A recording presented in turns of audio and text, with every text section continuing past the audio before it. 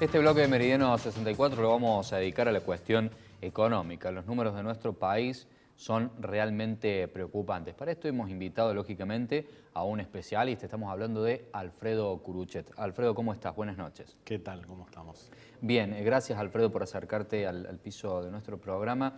A ver, tenemos números de la caída económica. Bueno, han publicado el mes de abril, enormes. Falta saber lo del mes de mayo y lo del mes de junio también. Era un poco lógico esto, ¿no? Bueno, digamos, la caída sí, obviamente, y es de esperar de que mayo repunte un poco, pero bueno, tampoco sabemos cuánto tiempo más va a durar todo este tema de la pandemia, que es algo mundial, o sea que no es una cosa que la podamos manejar. O sea que hay que ver un poco cómo sigue todo esto, digamos, no parece que sean obviamente buenos. Esto es lo que sabíamos, ¿no? Lo que le iba a pasar. La pregunta, creo yo, un poco ahora es ver, digamos, si logramos reactivar un poco la economía sin que se den brotes, ¿no? Y lo otro es ver cómo, digamos, este desempleo que evidentemente ha aumentado y que va a aumentar. Y la cantidad de empresas que se van a fundir. Y la cantidad de empresas que se van a fundir. O sea, vamos a poder volver a digamos, de acá a un par de meses, se podrá volver a una nueva normalidad, digamos, con la misma cantidad de empresas, la misma cantidad de trabajadores trabajando, o vamos a quedar un escalón por debajo sin que logremos volver. Creo que ese es un poco el tema. Yo quisiera que vos, si tenés presente, nos digas cuál fue el incremento en la base monetaria de nuestro país aproximadamente en esta situación. Sí, no tengo la cifra exacta, digamos. Sí ha sido importante, porque, bueno, lógicamente que todos los ingresos han caído de la nación y de las provincias. Y han emitido dinero. Y la nación obviamente ha tenido que salir a pagar sueldos de las empresas, de las provincias, ¿no? Algunos números daban que se había emitido en estas circunstancias de enero un 50% del circulante. ¿Puede ser esto?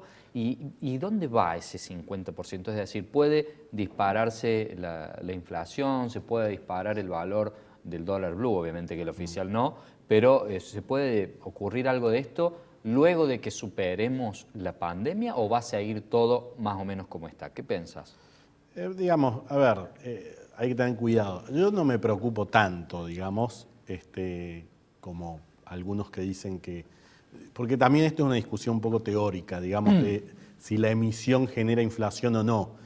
Yo no soy, digamos, de esa escuela que cree que la emisión genera inflación inmediatamente o que genera inflación. Demora.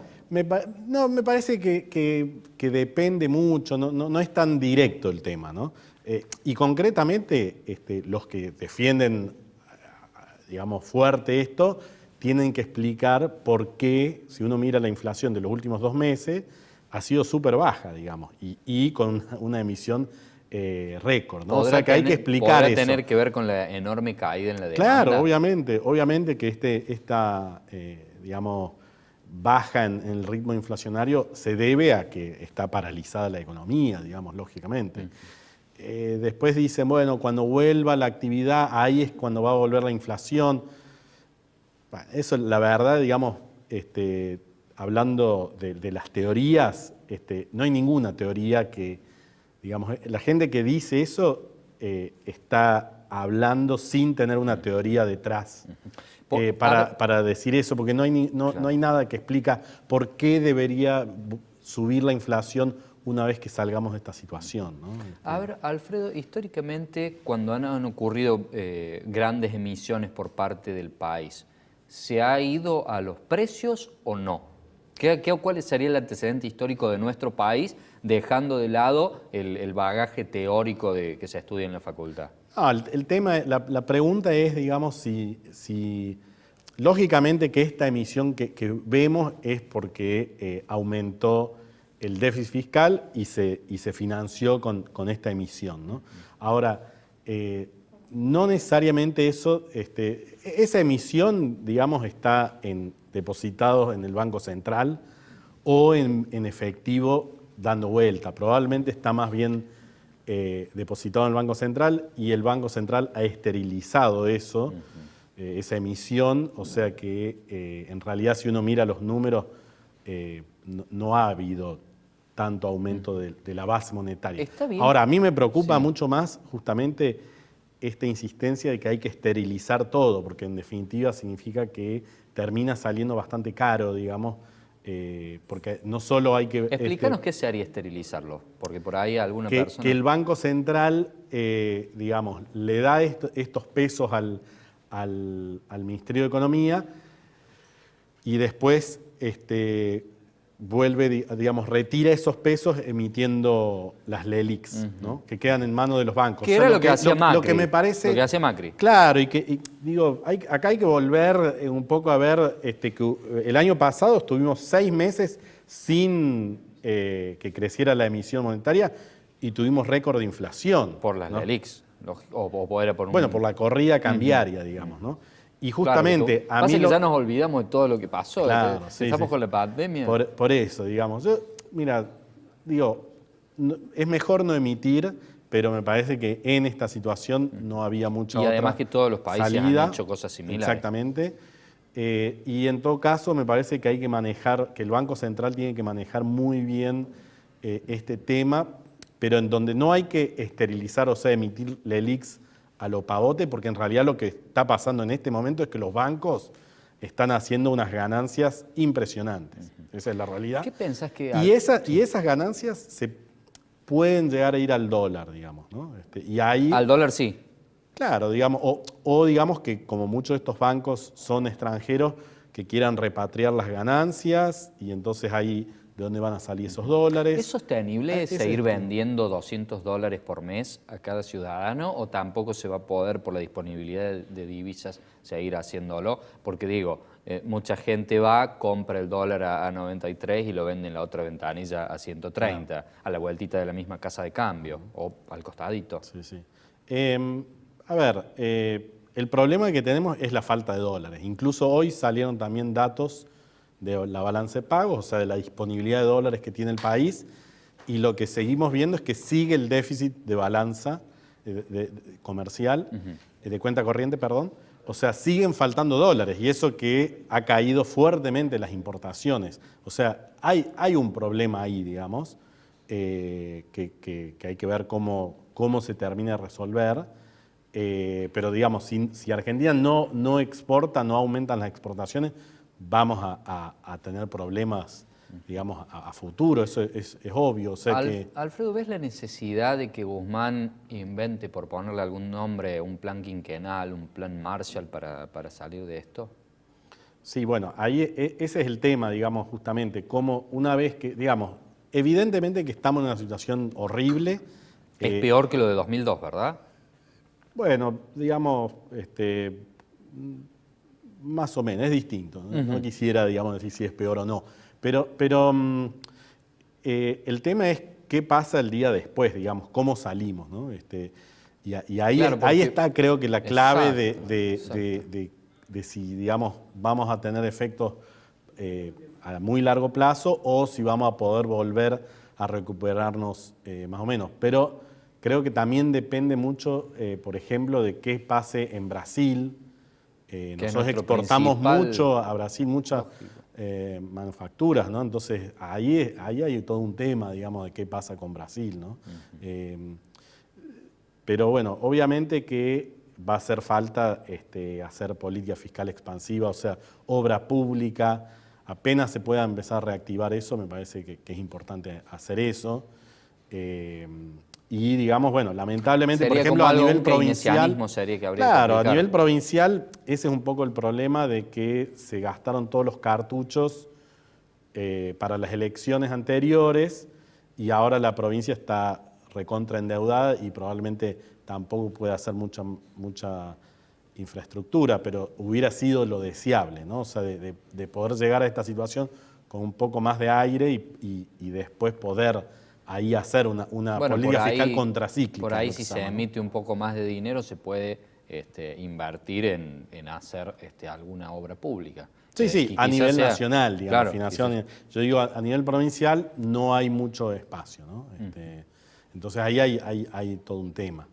Pero bueno, evidentemente que hay que decirlo, hay mucha incertidumbre hacia adelante, qué es lo que va a pasar, si estas cifras que hemos visto de caídas estrepitosas se recupera un poquito, pero cuánto recupera, digamos, del nivel anterior.